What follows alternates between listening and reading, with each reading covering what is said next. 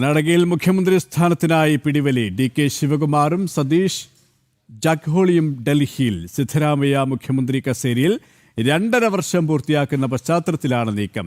ഹൈക്കമാൻഡുമായി ഇരുവരും ചർച്ച നടത്തും. കരാർ പ്രകാരം തന്നെ മുഖ്യമന്ത്രിയാക്കണമെന്ന് ഡി.കെ. ശിവകുമാർ. സതീഷ് ജാഖ്ഹോളിയെ അടുത്ത മുഖ്യമന്ത്രിയാക്കണമെന്നാണ് സിദ്ധരാമയ്യയുടെ നിർദ്ദേശം.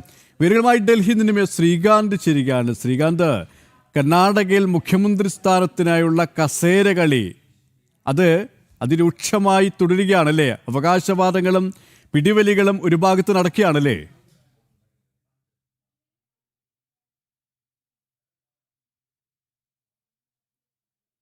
കർണാടകയിൽ മുഖ്യമന്ത്രി സ്ഥാനത്തിനായി പിടിവലി തുടങ്ങിക്കഴിഞ്ഞു.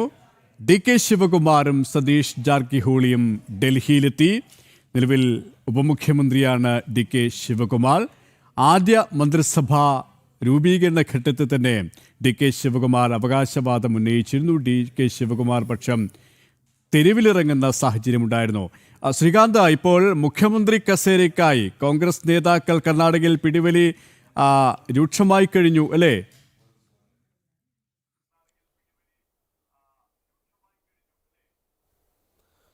ഈ നവംബർ 20-ാം തീയതി സിദ്ധരാമയ്യ മുഖ്യമന്ത്രിയായി അധികാരത്തിൽ കയറിയതിന് ശേഷം 2.5 വർഷം പിന്നിടുകയാണ്.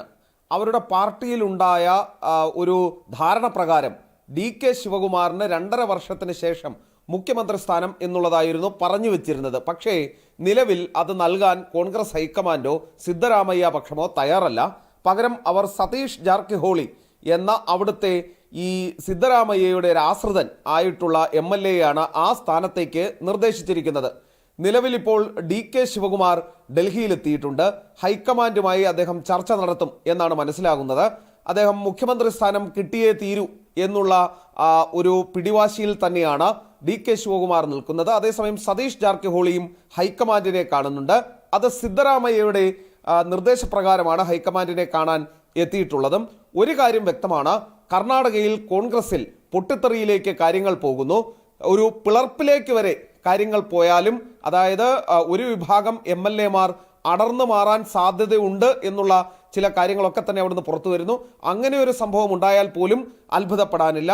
അത്രയധികം പരസ്യമായ ഏറ്റുമുട്ടലിലേക്ക് പരസ്യ പ്രസ്താവനകൾ നടത്തുന്നതിലേക്ക് കാര്യങ്ങൾ എത്തിക്കഴിഞ്ഞു. ശ്രീകാന്താണ് ഡൽഹിയിൽ നിന്ന് വിവരങ്ങൾ നൽകിയത്.